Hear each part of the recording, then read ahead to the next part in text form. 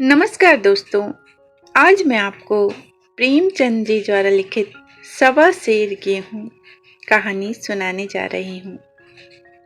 तो चलिए शुरू करते हैं कहानी को।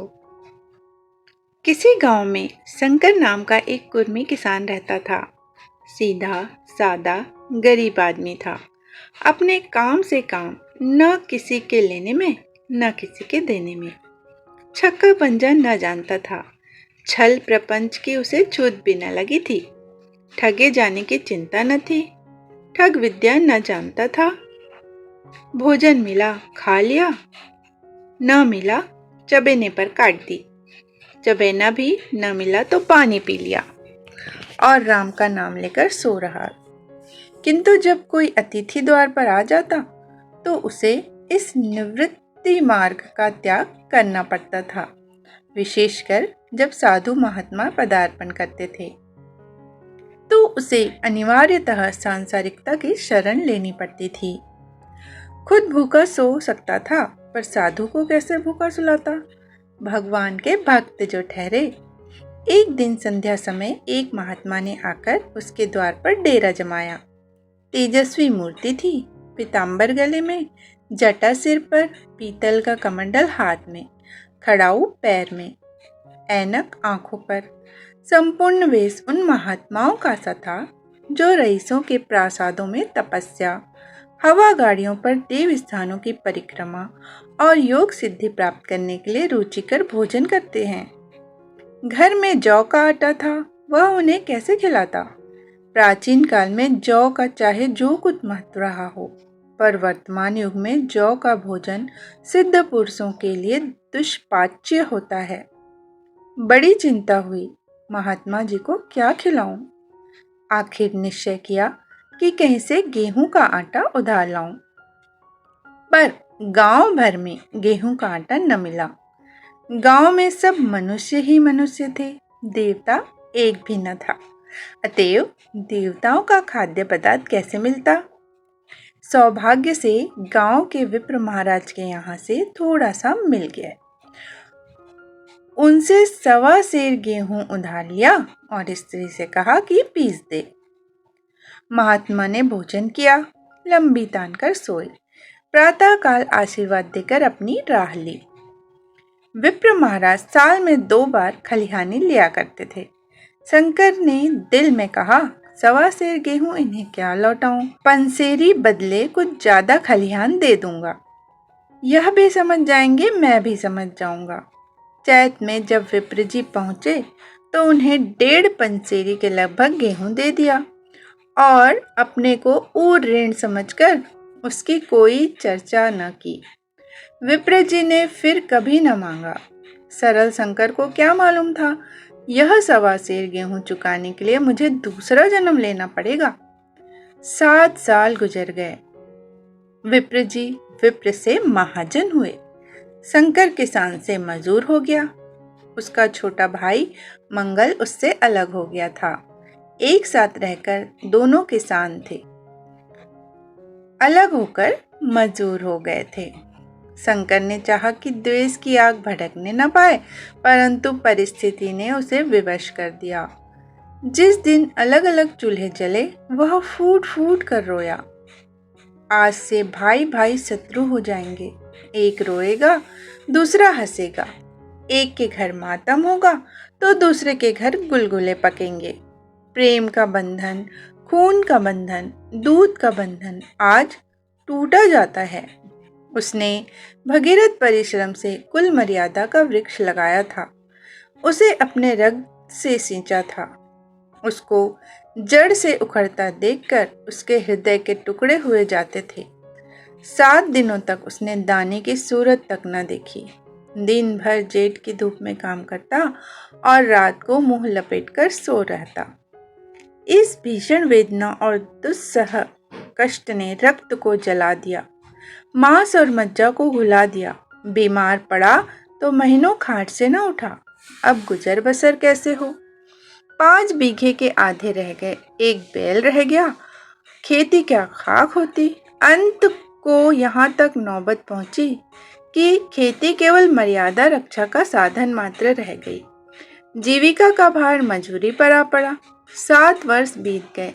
एक दिन शंकर मजूरी करके लौटा तो राह में विप्र जी ने टोककर कहा, शंकर, कल आकर के अपने बीज बैंक का हिसाब कर ले। तेरे यहाँ 5.5 मन गेहूं कब के बाकी पड़े हुए हैं और तू देने का नाम नहीं लेता। हजम करने का मन है क्या? शंकर ने चकित होकर कहा, मैंने तुमसे कब गेहूं लिए थे जो 5.5 मन हो गए? तुम भूलते हो मेरे यहाँ किसी का छटाक भर न अनाज है न 1 पैसा उधार। विप्र जी कहते हैं, इसी नियत का तो यह फल भोग रहे हो कि खाने को नहीं जुड़ता। यह कहकर विप्र जी ने उस 1.25 सेर गेहूं का जिक्र किया जो आज के 7 वर्ष पहले शंकर को दिए थे। शंकर सुनकर अवाक रह गया। ईश्वर, मैंने इन्हें कितनी बार खलिहानी दी, इन्होंने मेरा कौन सा काम किया? जब पोथी पत्र देखने 7 सगुन विचारने द्वार पर आते थे, कुछ न कुछ दक्षिणा ले ही जाते थे। इतना स्वार्थ! 1.25 सेर अनाज को अंडे की भांति सेकर आज यह पिशाच खड़ा कर दिया जो मुझे निकल जाएगा। इतने दिनों में एक बार भी कह देते तो मैं गेहूं तौल कर देता। क्या इसी नियत से चुप साथ बैठे रहे? बोला, महाराज, नाम लेकर तो मैं उतना अनाज नहीं दिया, पर कई बार खलिहानों में सेर 2-2 सेर दिया है। जब आप आज 5.5 मन मांगते हैं, मैं कहाँ से दूंगा? लेखा जो बख्शीश 100। तुमने जो कुछ दिया होगा उसका कोई हिसाब नहीं, चाहे 1 की जगह 4 पसेरी दे दो। तुम्हारे नाम बही में 5.5 मन लिखा हुआ है, जिससे चाहे हिसाब लगवा लो, दे तो दो। तुम्हारा नाम छेंक दूं, नहीं तो और भी बढ़ता रहेगा। शंकर, पांडे, क्यों एक गरीब को सताते हो? मेरे खाने का ठिकाना नहीं, इतना गेहूं किसके घर से लाऊंगा? विप्र जी, जिसके घर से चाहे लाओ, मैं छटाक भर भी न छोड़ूंगा। यहाँ न दोगे, भगवान के घर तो दोगे।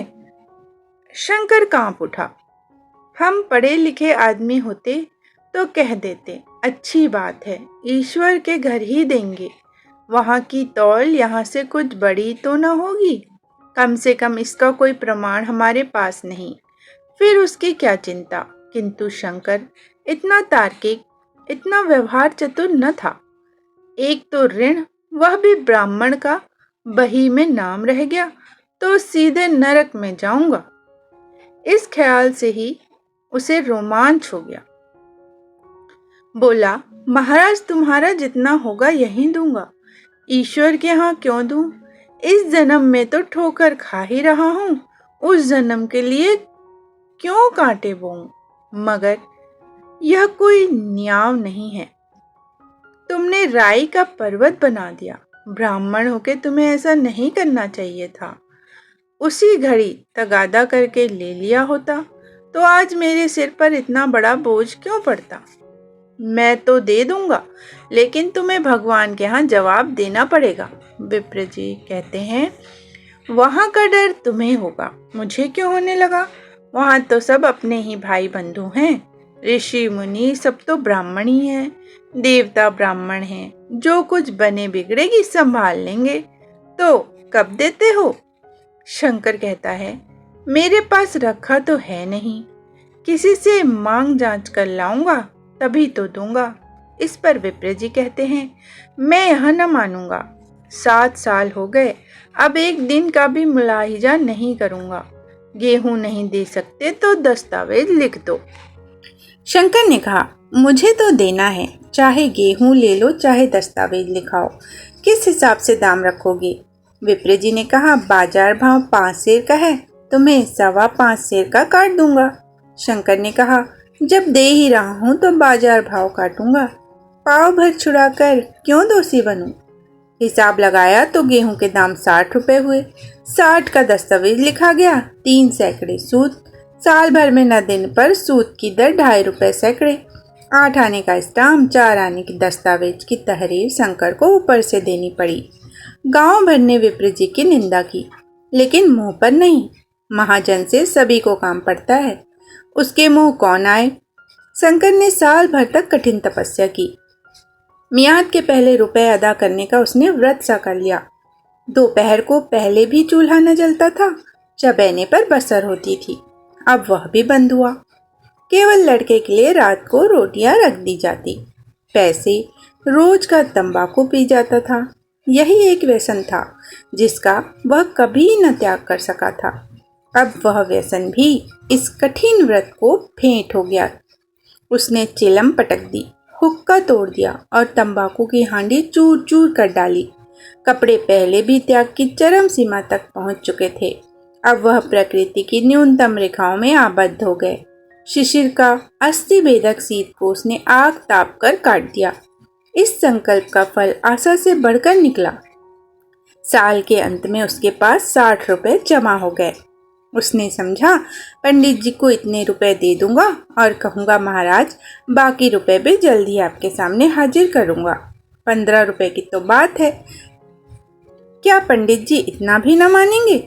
उसने रुपए लिए और ले जाकर पंडित जी के चरण कमलों पर अर्पण कर दिए। पंडित जी ने विस्मित होकर पूछा, किसी से उधार लिए हो क्या। शंकर कहता है, नहीं महाराज, आपके आशीष से अब की मजूरी अच्छी मिली। विप्र जी कहते हैं, लेकिन यह तो 60 रुपए ही है। शंकर कहता है, हाँ महाराज, इतने अभी ले लीजिए, बाकी मैं 2-3 महीने में दे दूंगा। मुझे उरीन कर दीजिए। विप्र जी कहते हैं, उरीन तो तभी होगे जबकि मेरी कौड़ी कौड़ी चुका दोगे। जाकर मेरे 15 रुपए और लाओ। शंकर कहता है, महाराज इतनी दया करो, अब सांझ की रोटियों का भी ठिकाना नहीं है। गांव में हूँ तो कभी न कभी दे ही दूंगा। विप्र जी कहते हैं, मैं यह रोग नहीं पालता, न बहुत बातें करना जानता हूँ। अगर मेरे पूरे रुपए न मिलेंगे तो आज से 3 रुपए सैकड़े का ब्याज लगेगा। अपने रुपए चाहे अपने घर में रखो, चाहे मेरे यहाँ छोड़ जाओ। शंकर कहता है, अच्छा, जितना लाया हूँ उतना रख लीजिए, मैं जाता हूँ, कहीं से 15 रुपए और लाने की फिक्र करता हूँ। शंकर ने सारा गांव छान मारा, मगर किसी ने रुपए न दिए। इसलिए नहीं कि उसका विश्वास न था या किसी के पास रुपए न थे, बल्कि इसलिए कि पंडित जी के शिकार को छेड़ने की किसी की हिम्मत न थी। क्रिया के पश्चात प्रतिक्रिया नैसर्गिक नियम है। शंकर साल भर तक तपस्या करने पर भी जब ऋण से मुक्त होने में सफल न हो सका तो उसका संयम निराशा के रूप में परिणत हो गया। उसने समझ लिया कि जब इतना कष्ट सहने पर भी साल भर में 60 रुपए से अधिक न जमा कर सका तो अब और कौन सा उपाय है जिसके द्वारा इसके दूने रुपए जमा हों। जब सिर पर ऋण का बोझ ही लादना है तो क्या मन का और क्या सवा मन का। उसका उत्साह क्षीण हो गया, मेहनत से घृणा हो गई। आशा उत्साह की जननी है। आशा में तेज है, बल है, जीवन है। आशा ही संसार की संचालक शक्ति है। शंकर आशाहीन होकर उदासीन हो गया। वह जरूरतें जिनको उसने साल भर तक टाल रखा था अब द्वार पर खड़ी होने वाली भिखारिणी न थी, बल्कि छाती पर सवार होने वाली पिशाचनियाँ थी जो अपनी भेंट लिए बिना जान नहीं छोड़ती। कपड़ों में चकत्तियों के लगने की भी एक सीमा होती है। अब शंकर को चिट्ठा मिलता तो वह रुपए जमा न करता, कभी कपड़े लाता, कभी खाने की कोई वस्तु। जहाँ पहले तम्बाकू ही पिया करता था वहाँ अब गांजे और चरस का चस्का भी लगा। उसने अब रुपए अदा करने की कोई चिंता न थी, मानो उसके ऊपर किसी का एक पैसा भी नहीं आता। पहले जूड़ी चढ़ी होती थी पर वह काम करने अवश्य जाता था, अब काम पर जाने के लिए बहाना खोजा करता। इस भांति 3 वर्ष निकल गए। विप्रित जी महाराज ने एक बार भी तकाजा न किया। वह बहुत ही चतुर शिकारी की भांति अचूक निशाना लगाना जानते थे। पहले से शिकार को चौंकाना उनकी नीति के विरुद्ध था।